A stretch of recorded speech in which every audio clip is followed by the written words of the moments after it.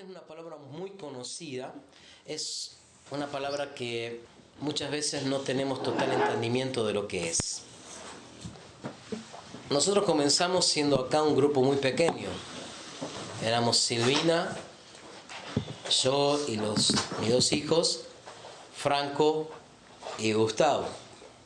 Dios nos ha bendecido con todo este grupo hermoso que tenemos hoy. Realmente les digo que estoy muy feliz junto con mi esposa, estamos muy felices de que estén acá. Gracias. Y porque creo que el corazón del Padre también está contento. Gracias. Vamos a orar. Padre, te estamos tan agradecidos por tu persona, por tu presencia, Sí, sí. por la persona del Espíritu Santo aquí en nosotros y en medio nuestro. Gracias por el Hijo que nos ha abierto el camino y la entrada hacia vos. Y podemos por Él llamarte papá y en Él poder disfrutar de tu paternidad. Gracias por los ángeles que están alrededor nuestro ahora, acampando, guardándonos.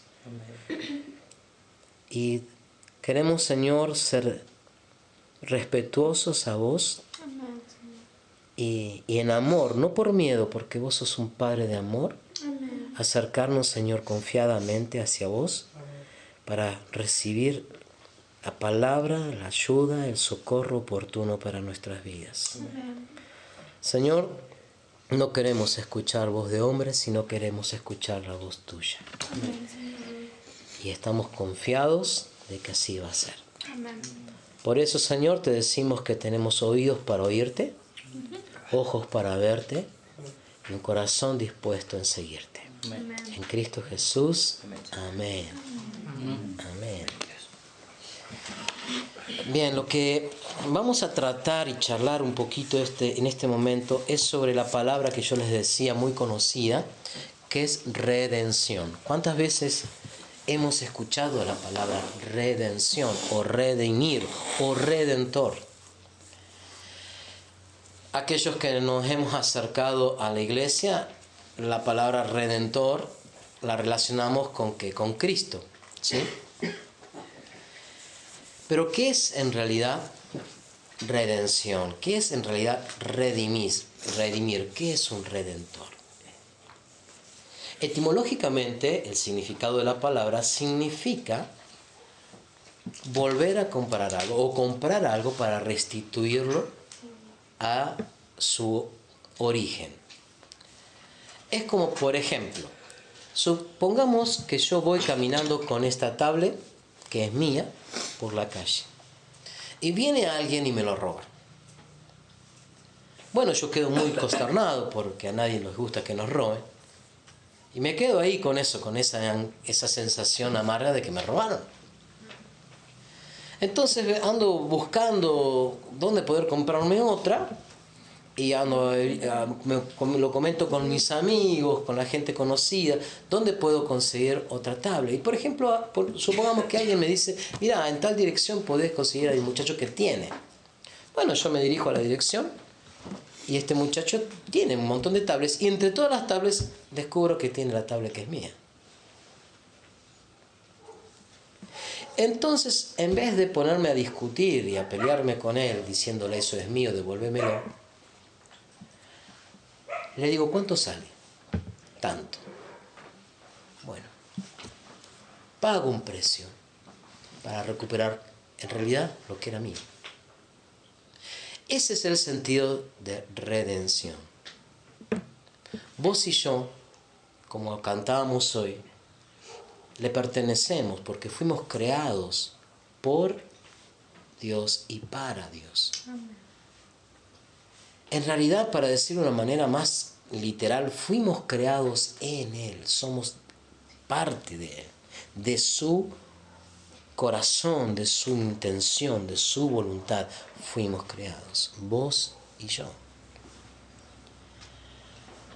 Cuando vinimos a esta tierra, una tierra como no necesito describirla, con tanta injusticia, con tanto pecado, con tanta desobediencia, con tan enajenado de Dios, Y bueno, si nos ponemos a meditar, todo lo que compartimos hoy fue testimonio de dónde nos sacó Dios. De historias que eran realidades sin Dios. ¿Me explico?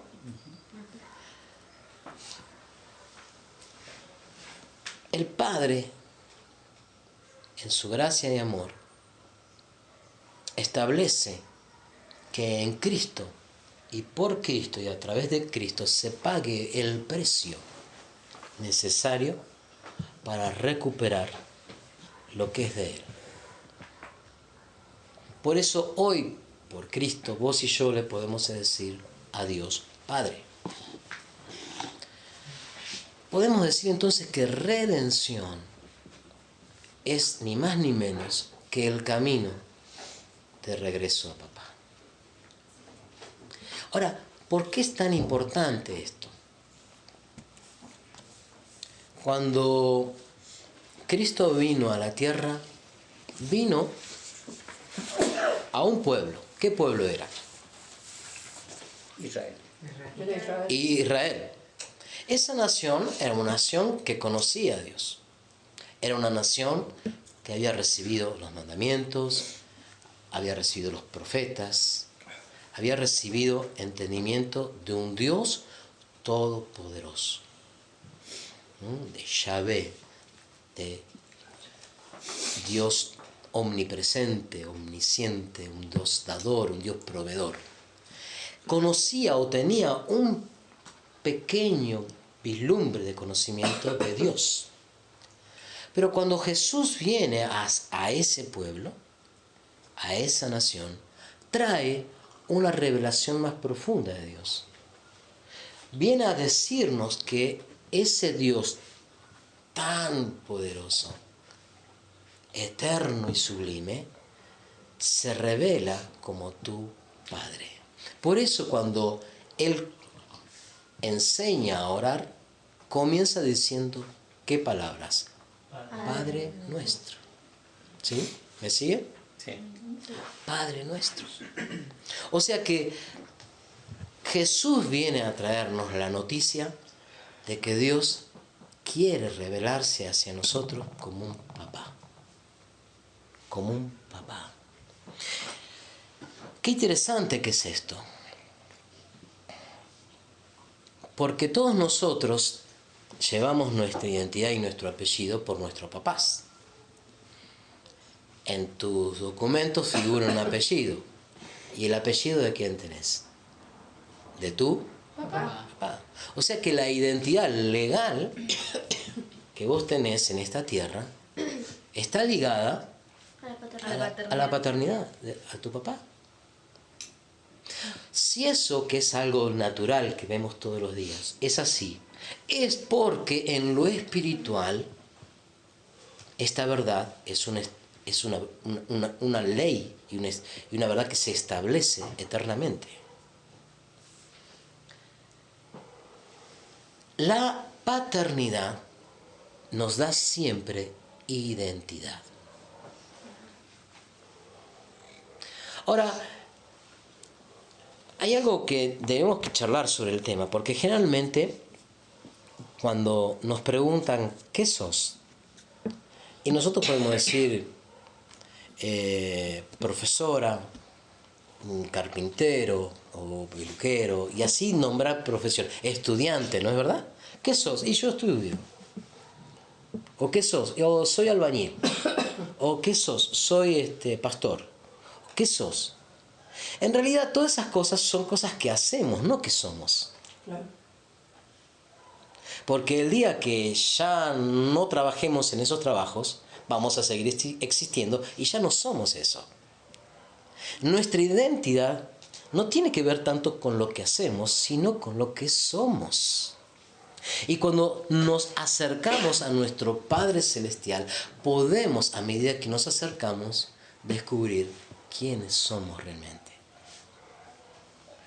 Siempre que nos acercamos a nuestro Padre, podemos descubrir quiénes somos. Hoy hablamos de situaciones muy difíciles de la vida y de gente que ha tomado situaciones extremas o decisiones extremas. Llamativamente, en todas estas cuestiones, tan extremas o no tanto, la gran pregunta del ser humano es, como decía Elizabeth, no sé para qué estoy, no sé quién soy. Lo importante de saber quién soy es porque el saber mi identidad automáticamente me da entendimiento de saber cuál es mi propósito. Y la gran crisis del ser humano es justamente no saber su propósito y vivir sus vidas y sus días sin propósito. Recuerden ustedes, antes de que el Señor les alcance con su amor y misericordia, como hablamos hoy, cómo eran sus vidas. Sin ningún rumbo, sin paz, sin identidad, sin propósito. Redención es volver a darnos esa identidad y ese propósito que solo lo obtenemos en el Padre. Ahora, ¿por qué es tan importante esto? Porque a medida que voy conociendo mi identidad y mi propósito, hay muchas cuestiones que se comienzan a ordenar en mi vida.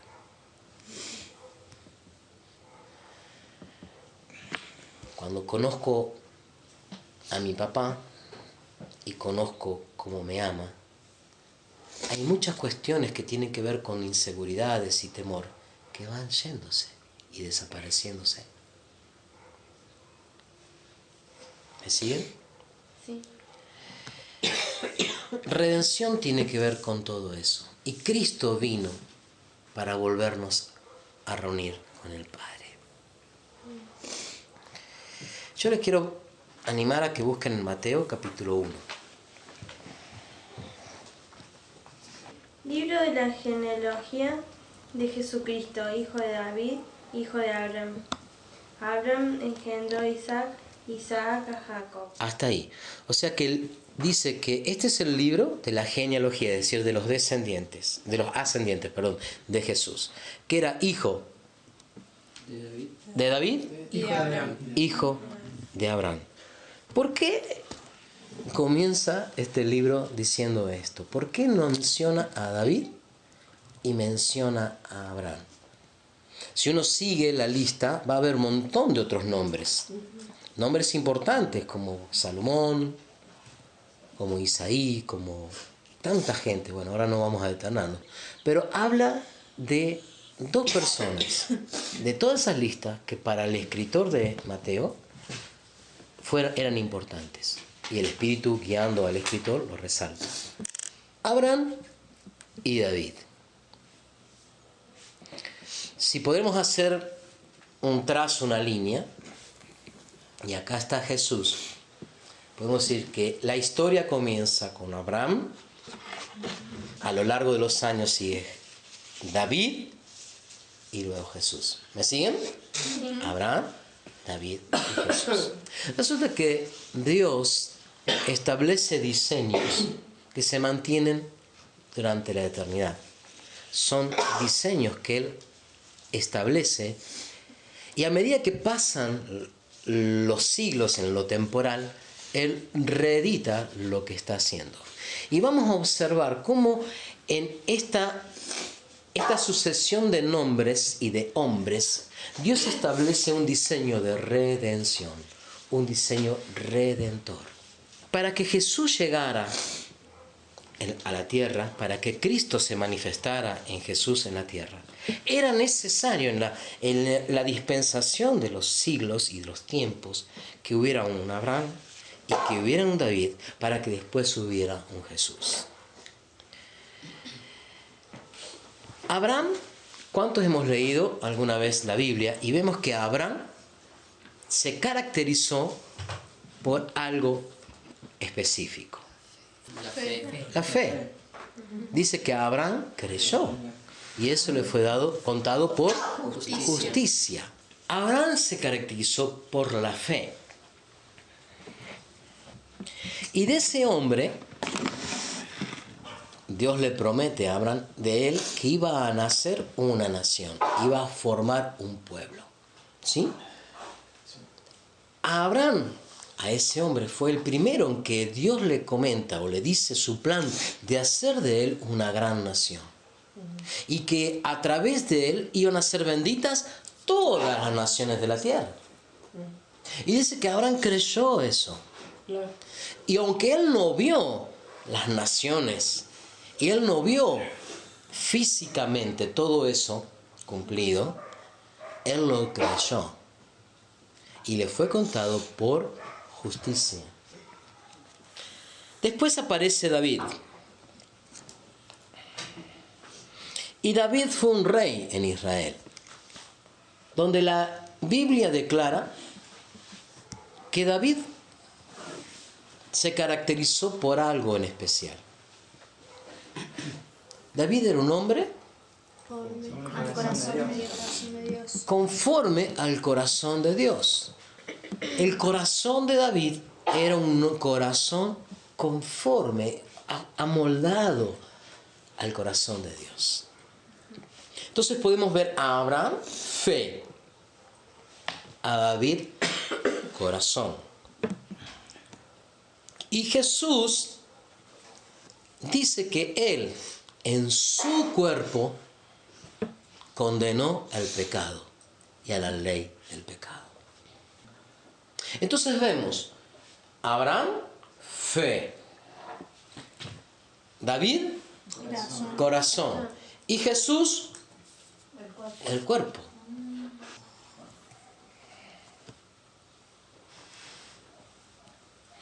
En la administración de los siglos y del tiempo, Dios deja entrever este misterio de la redención. Si bien en Jesús se cumple todo, porque Jesús dijo consumado es, ¿se acuerda? En Jesús se cumple todo. En Jesús también hubo fe. En Jesús también hubo un corazón obediente. Pero en Jesús también hubo una muerte. Fue necesario que hubiera un Abraham para que luego en los siglos surgiera un David, para que luego se estableciera Jesús. Yo les pido que salgan de este simplemente concepto mental. Yo les dije tres opciones o tres pasos que uno lo puede resolver y hasta lo puede memorizar mentalmente, pero acá hay una verdad espiritual que es necesario que lo reciban en el espíritu. Ahora, tu mente y mi mente, como a mí me pasa mucho, nos puede distraer. Y lo peor que nos puede suceder es la distracción, porque la distracción nos roba la unción que está fluyendo. Dios establece un diseño de redención. Dios establece un diseño de volver a reunir todas las cosas. Dios establece un diseño de orden, de que todo vuelva al Padre. El pecado que sucedió no solo en el Edén, sino mucho antes, cuando el lucero se revela, comenzó a establecer un diseño de muerte. ¿Y qué es muerte? Separación. En Efesios declara, y en otras partes de las Escrituras, que el propósito de esto es que en Cristo se vuelvan a reunir. O sea, la muerte separa, en Cristo se vuelva a reunir todas las cosas. Pedro, en el segundo discurso, en el capítulo, si no me equivoco, 3 de Hechos, dice que el cielo tiene que retener a Cristo hasta que sean reunidas todas las cosas. Cuando aquí en la tierra sean reunidas todas las cosas, Cristo regresa a establecer su reino. ¿Por qué es importante esto, Marcelo? Porque todo tiene que volver al origen. Génesis capítulo 1 dice: en el principio Dios creó los cielos y la tierra. Pero nuestra mentalidad religiosa y griega muchas veces nos hizo ver esto: Dios creó los cielos y la tierra. Cuando en realidad dice que Dios creó los cielos y la tierra como una sola unidad. No había separación de cielos y tierra. En el principio Dios creó los cielos y la tierra. En el versículo 2 de Génesis dice: pero la tierra llegó a estar desordenada y vacía. No estaba así antes. Dios no crea nada desordenado ni vacío. Dios crea todo en orden y con propósito, como tu vida y la mía. Pero cuando se establece esa rebelión en los aires y Lucero es echado a la tierra, se comienza a establecer un antidiseño, que es un diseño de muerte, de separación. Cristo viene en la dispensación o administración de los tiempos a establecer lo que ya había sido establecido desde antes de la fundación del mundo, porque Apocalipsis dice que el Cordero fue inmolado antes de la fundación del mundo. Algo que sucedió en los cielos como ya un hecho consumado, tuvo que desarrollar un proceso aquí en la tierra para que Cristo venga y diga, consumado es. Ahora, el escritor de Hebreos dice que nosotros en este momento no estamos viendo todas las cosas sujetas a sus pies, todas las cosas reunidas a Él, porque hay un proceso que debe desarrollarse. Y esto es un diseño que Dios estableció y que no va a salir de este diseño. Y este diseño de redentivo se establece en las vidas, en las familias, en las ciudades, en las naciones, en toda la tierra. Es necesario que entendamos esto para poder transitar estos procesos redentivos, para que entonces todas las cosas sean reunidas y puestas en orden para que Cristo venga y establezca su reino en plenitud. ¿Me están entendiendo? Porque eso no va a suceder mágicamente. Eso es tarea de la iglesia, de aquellos que nos consideramos iglesia. Por eso nosotros no podemos ser ignorantes de esto. Por eso no podemos nosotros ser desentendidos. Que hay un diseño. Mateo, en el Espíritu guía al comenzar su relato del Evangelio, es decir, de las buenas nuevas de Cristo, con este versículo. O sea, arranca revelándonos un misterio que nosotros religiosamente simplemente lo vimos como un relato de gente que había sido antepasada de Jesús. Pero no entendemos que ahí se está revelando un misterio. ¿Por qué un misterio? ¿Por qué debe ser un misterio? ¿Por qué no puede ser algo tan claro? Porque debe ser un misterio. Un misterio que solo es revelado y a lo cual solo tiene acceso los que tienen el Espíritu.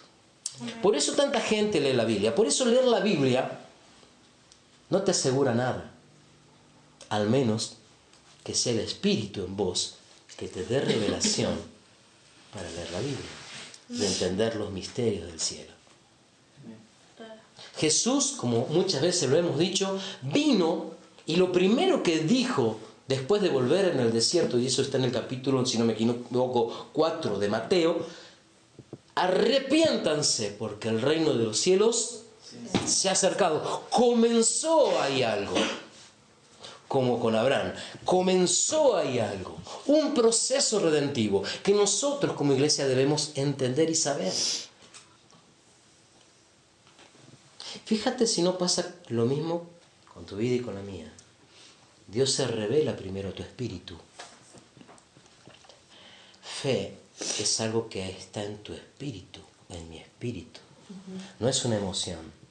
No es una capacidad intelectual, no es una capacidad adquirida, es algo que viene de espíritu a espíritu, de espíritu de Dios a nuestro espíritu. Tu redención, como mi redención, como la redención de todas las cosas, comienza con lo espiritual. Con lo espiritual. Lo espiritual, la redención en mi espíritu, da pie o habilita al otro proceso de redención, que es David. ¿Y David qué es? ¿Qué tenía? El corazón. Para que lo podamos entender ahora, vamos a hablar del corazón como el alma. Por eso en este tiempo la iglesia está recibiendo de parte del Padre el entendimiento de la necesidad de formar un carácter, de educar las emociones, de confiar en mí. de confiar en mí. De confiar en mí, de lo que el Señor hace en nosotros, de entregar una voluntad, de que ya no hay dos voluntades, sino que hay una voluntad, que era de Él. Como cantamos, venga tu reino, hágase tu voluntad. ¿Sí? ¿Me están siguiendo? ¿Qué estamos hablando? Entonces, Yo creo y estoy convencido que todos nosotros y la iglesia en general estamos ahora en este proceso. Durante un tiempo, y vamos a hablar de lo que conocemos, que es la Argentina, durante un tiempo vinieron misioneros y durante años se establecieron campañas y hombres y mujeres que hablaron sobre la cruz, sobre la necesidad de arrepentimiento, sobre la necesidad del perdón de pecados, sobre la fe en Cristo. Que fue buenísimo eso, era necesario, era el Abraham, era el espíritu que debía ser redimido. ¿Entienden? Ahora el Señor está estableciendo otro proceso redentivo en la iglesia, que es el entendimiento de todas estas cosas que estamos hablando. El carácter. ¿Por qué? Porque es necesario que haya un carácter formado según ¿quién? El corazón de Dios, como David, según Él. Para que luego se establezca lo que sigue. Amén. Dice la palabra del Señor que llegará el día donde la trompeta sonará, con voz de mando, con voz de trompeta, donde los muertos en Cristo resucitarán primero, y que nosotros, los que quedemos vivos, decía Pablo, seremos unidos con Él en el aire, pero que sí, todos nosotros seremos transformados, tendremos un cuerpo transformado. ¿Para qué? Para poder estar delante de Él cara a cara. Ese tiempo se aproxima a medida que la iglesia comience a habilitar ese tiempo. Si no, no. ¿Y cómo se habilita? Justamente con David. Hablemos del proceso David. Hablemos del proceso de la necesidad de formar un corazón conforme a su corazón. La gran mayoría de nosotros, nuestros problemas han sido siempre porque hemos tenido un corazón para nosotros mismos. Las grandes tragedias de las vidas de los seres humanos es porque hemos vivido corazones egoístas mirándonos a nosotros mismos. Y ninguno de nosotros somos ignorantes de lo que pasa a nuestro alrededor. Y cómo el mundo en un proceso acelerado va manifestando aún más ese corazón distante de Dios. Es decir, ese corazón egoísta, ese corazón que no ama. Cuando nosotros éramos chicos, Silvina, salíamos a la vereda, a la calle y jugábamos en una localidad que donde podíamos jugar, andar en bicicleta. Ahí aprendimos a andar en bicicleta, jugar a la escondida, a la mancha, lo que sea. Si ahora vamos a esos mismos lugares, en este momento, la gente vive encerrada bajo rejas por la inseguridad reinante. ¿Por qué? Por el egoísmo. ¿De dónde viene la violencia? Sino el egoísmo. Yo quiero eso de vos y te lo arrebato por violencia. Y si te tengo que matar, te mato. Es la manifestación sublime de un corazón egoísta. ¿Me siguen? Sí. Por eso es que la iglesia debe levantarse ahora mostrando un corazón, no como muestra este sistema del mundo, sino un corazón según Dios. Ahí está. ¿Me van siguiendo, gente? ¿Sí? Ahora tenemos un pequeño detalle. Hasta acá todo iba bien. Pero vamos a ir ahora a un pasaje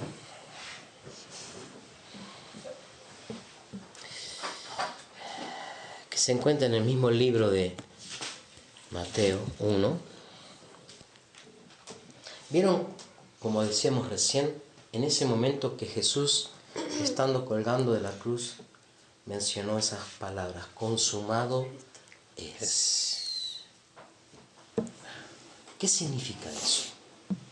Significa que ya todo había sido hecho. Significa que todo ya había sido completado. Ahora, ¿no te genera una pregunta esto? ¿Cómo, Marcelo? Si acabas de decirme que es necesario que todas las cosas sean reunidas bajo los pies de Cristo. Me acabas de decir que ese trabajo y esa tarea pertenece a la iglesia. Me acabas de decir de que es necesario que avancemos en este proceso de la redención para que una etapa habilite a la otra y así completemos lo que es la redención. ¿Eso no les dije recién? ¿por qué me decís ahora que cuando Cristo dijo consumado es, dijo está todo hecho? ¿No hay una contradicción? La realidad es como para que lo podamos entender, digamos que es esto. Digamos que vos trabajás en una empresa y la empresa a cada mes te paga un sueldo, ¿sí? Ahora como está todo bancarizado, la mayoría de las empresas que andan en orden depositan en las cuentas los sueldos. Entonces cada empleado tiene una tarjeta de débito donde va el cajero por su sueldo, ¿sí? La empresa deposita el sueldo y la plata está, consumado es. Pero cuando esa plata comienza a ser funcional, cuando vos vas al cajero, la retirás y la llevas a tu casa y ahí comenzás a administrarla.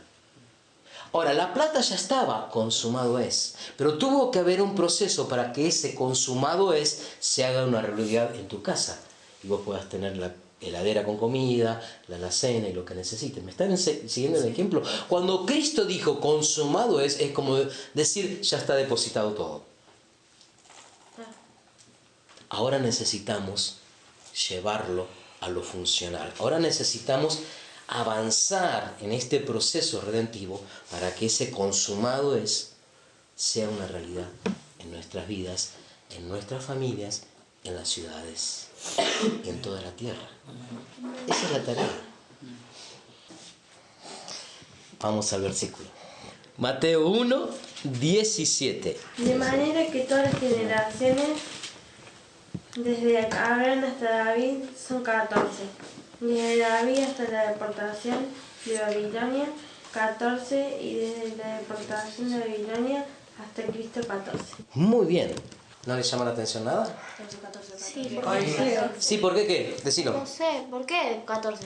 14. De cualquier forma coincide. 14. 2 semanas. Yo les digo, no piensen en el 14. No piensen en el 14. Simplemente, sacando el número 14, pónganle el número que les quiera. Aparte de ese 14, ¿no hay nada que les llame la atención? ¿Qué? Babilonia. Babilonia. ¿Qué habíamos dicho?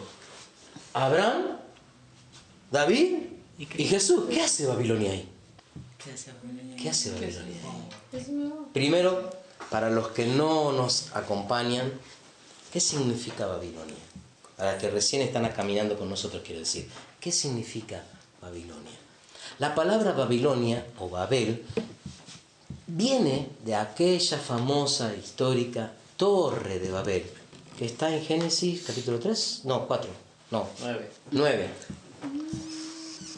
Cuando, no vamos a leerlo, yo les relato, y acá él me va a corregir si me equivoco. Se levanta un hombre Nimrod que edifica una ciudad y dice, todos estaban ahí, dice, hagamos una torre que sea tan imponente que llegue al cielo. Y muy interesante, dice, y hagamos un nombre famoso, hagámonos un nombre famoso en toda la tierra. Resulta que dice que cosieron, ¿qué? Ladrillos. ¿Saben una cosa? Que hasta ese momento el hombre edificaba con lo que había en la naturaleza, con lo que Dios había creado. A partir de ese instante, el hombre dice que comienza a fabricar algo que no había sido fabricado antes, algo que no estaba en un diseño, algo que no venía de parte de Dios, sino de sus propias manos. Ladrillos. Y edifica una torre, ¿para qué? Para llegar a los cielos. Es decir, vuelve a manifestar el hombre esa intención que hubo en Lucero. Yo pondré mi trono en el lugar del Altísimo. Y el hombre, hasta ahora, siempre busca eso. ¿Qué es Babilonia? Babel dice que en ese momento Dios observa lo que los hombres están haciendo y dice, estos no van a aflojar. Vamos a mandarle algo para que se entren a confundir, es decir, que uno hable el japonés, que otro hable el chino, que otro hable el inglés. Así no se confunden y no saben. Y así fue que hubo una tal confusión, y eso es la palabra Babel significa confusión, mezcla, esa mezcla que usaban para pegar los ladrillos. Eso es Babel. Con los años eso se transformó en Babilonia. Ahora acá Babilonia está inserta en la historia de Israel, metida como una cuña ahí, tal punto que marca algo, estos 14 que hablamos recién, que no vamos a meternos en eso. Fíjense que también en la historia de Israel estuvo Egipto, ¿o no? Sí. No lo menciona. Pero sí menciona Babilonia. ¿Por qué? Porque Egipto, los egipcios al pueblo de Israel los esclavizaron. ¿Mm? Y si algo tiene la esclavitud, es que te oprime, que te hace hacer cosas en contra de tu voluntad, pero sobre todas las cosas busca matar tu identidad. ¿Cuántos de nosotros hemos visto películas de la esclavitud en Estados Unidos, cuando traían a los pobres negros de África, y lo primero que hacían era cambiarle el nombre? Venían, qué sé yo, con un nombre de su tierra y llegaban a Estados Unidos y le ponían John, William, qué sé yo. Le cambiaban el nombre, le cambiaban la identidad. Y a partir de ese esclavo, sus hijos, que seguían siendo esclavos, perdían todo el registro de identidad. Y se conformaban a esa nueva identidad. Babilonia produce eso. No produce eso, produce ese cambio de identidad, pero no por una esclavitud impuesta, sino por una cautividad. ¿Qué diferencia hay en esclavitud y en cautividad? Como decíamos, la esclavitud te impide hacer lo que vos querés. La cautividad te dice, mira macho, haz lo que vos quieras. Podés desarrollar lo que vos quieras hacer, pero lo haces dentro de este territorio. ¿Me explico lo que digo? Es decir, Babilonia te ofrece aún el doble de lo que vos podés conseguir en otro lado. Babilonia te ofrece las mejores universidades. Babilonia te ofrece los mejores puestos de trabajo. Babilonia te ofrece todo. Solo que no te salgas de acá. Que te mantengas acá. Que no vayas a lo que Dios tiene prometido para vos, a esa tierra prometida. Que no desarrolles una identidad y un propósito donde Dios planeó desde la eternidad posicionarte. ¿Me están siguiendo? ¿Sí? Y Babilonia está puesta acá, en este camino redentivo, porque justamente es la que batalla en nuestros corazones. Es la que se enfrenta a esa operación David, por decirlo de alguna manera, ese corazón que tiene que ser un corazón conforme a Cristo, para que sea un corazón conforme a otro sistema que te cautiva. ¿Hacia dónde querían construir la torre los que estaban en ese lugar? ¿Hacia dónde? Hacia el cielo. Babilonia siempre tiene esa tendencia.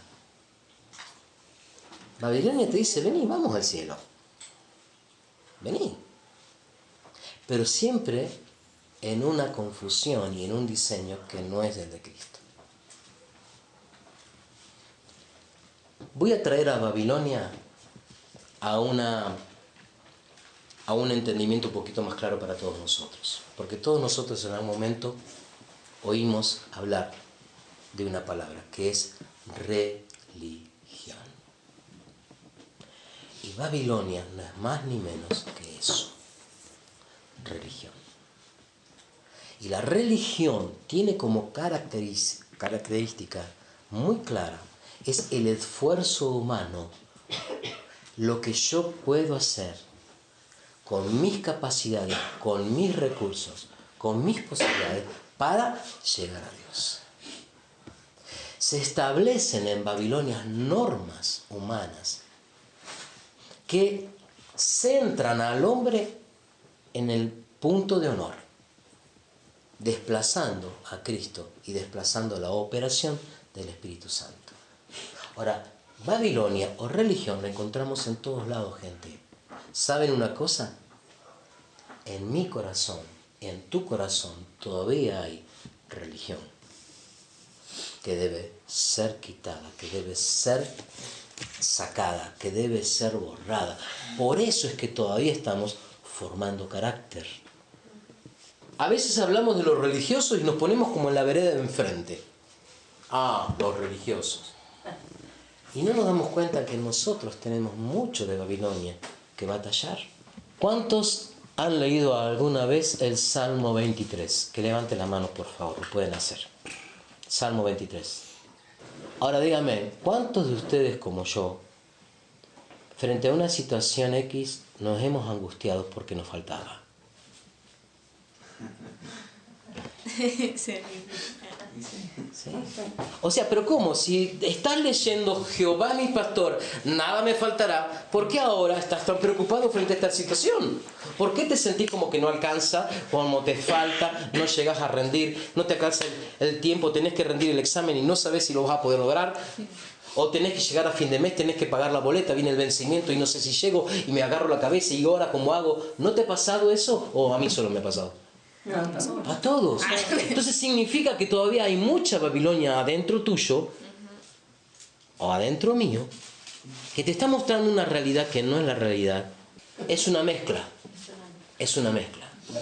Es una mezcla de lo que yo recibí de parte del Espíritu en fe, se me mezcla con lo que Babilonia me dice. Claro. Mira, quédate acá. Escúchame a mí.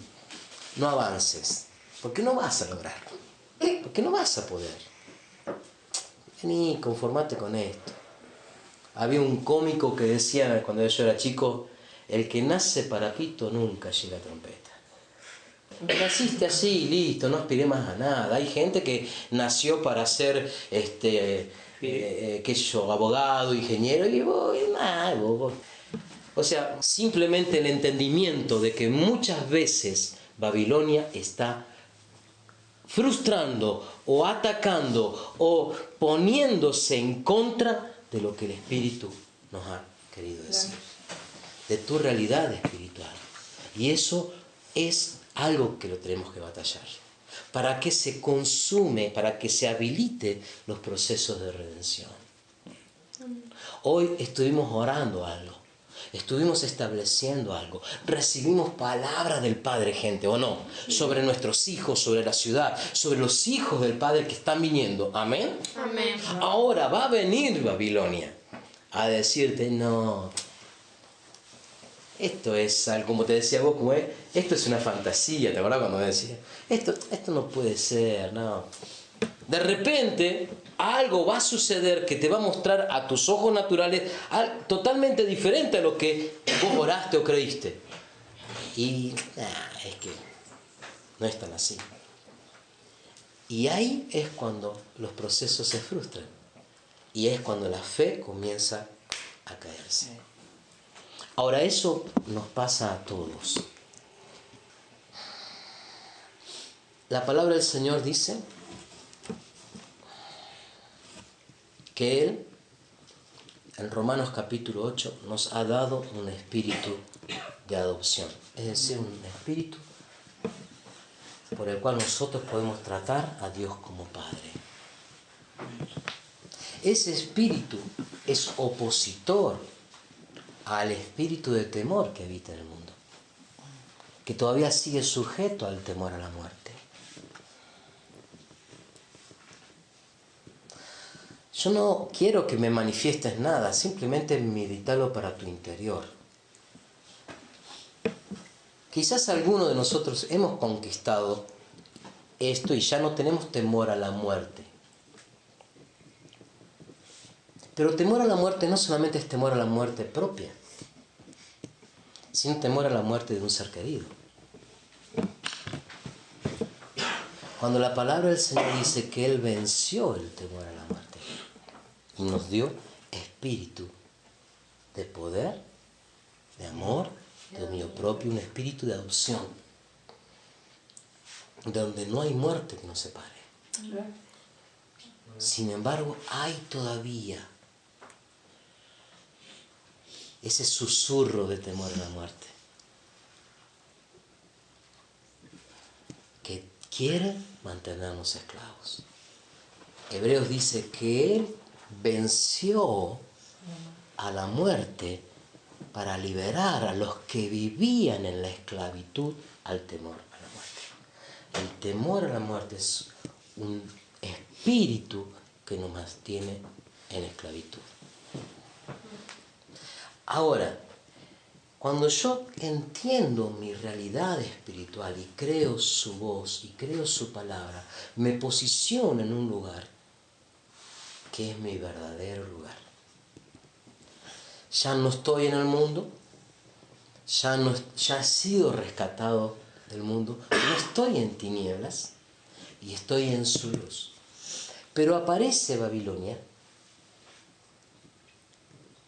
para decirte, bueno, sí, podés alabar a tu Dios, podés adorar a tu Dios, pero lo haces bajo mis términos, lo haces bajo mi jurisdicción. Entonces eso produce que por ahí, como hablamos recién, yo tengo un padre que nada me hace faltar, pero ¿cómo es que me falta esto ahora? Y entonces, ¿cómo es? Y se establece un tercer espacio, que es el más peligroso, en el cual todos podemos vivir. Es decir, el que habita en Babilonia puede hacer lo que quiera, aparentemente, puede desarrollarse de la manera que quiera, pero vive cautivo. Y vive cautivo no dándose cuenta que está cautivo. Cuando Esdras y Nehemías, estos dos varones, se levantan para que se cumpla el tiempo de la esclavitud y del cautiverio que tenían, mejor dicho, el pueblo de Israel, para reedificar Jerusalén, el templo y los muros, muchos vinieron con ellos. Muchos, pero no todos. Había otro tanto de judíos que se establecieron, que se acomodaron, que se compraron propiedades y se amoldaron a esa Babilonia. Y en este tiempo es que Dios nos quiere llamar y nos está llamando a salir de ese cautiverio. Por eso es que nos está trayendo a una luz diferente. Ayer hablábamos y decíamos cuántos años yo vivía yendo a las reuniones y yendo a las iglesias, y sin embargo había cosas en mí que todavía no estaban dadas. Dios nos está llamando a salir de esa Babilonia, de esa cautividad, de esa mezcla que no nos permite tener verdadero entendimiento de, como hablamos, paternidad y propósito. Punto final, lo seguimos el domingo que viene.